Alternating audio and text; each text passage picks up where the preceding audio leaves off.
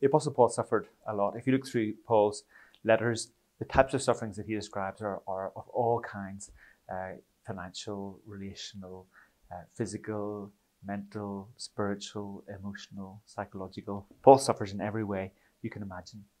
But what Paul does, for example, in 2 Corinthians chapter 1, is he makes a link between his suffering and his ability to minister to others. So he says, "May the God of all comfort comfort you in your sorrows, so that you may be able to comfort those who are also sorrowing." And I think Paul writes from experience. Paul knows that as he has suffered, so he's been able to minister to others who have been suffering. And that's the first way that Paul's suffering benefits others. But another really important way in which Paul's suffering benefits others is the way in which people, as they look at Paul's suffering, gain courage and bravery for the Christian life. Think of the Philippian church and the Philippian letter. Where's Paul? He's in prison. He's suffering. He's in chains for the gospel. But what is the impact of Paul's suffering on his readers?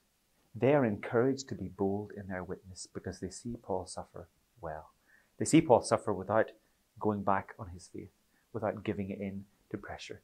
They see Paul saying something like, "For me to live is Christ, and to die is gain." And they think, it really must be worth it.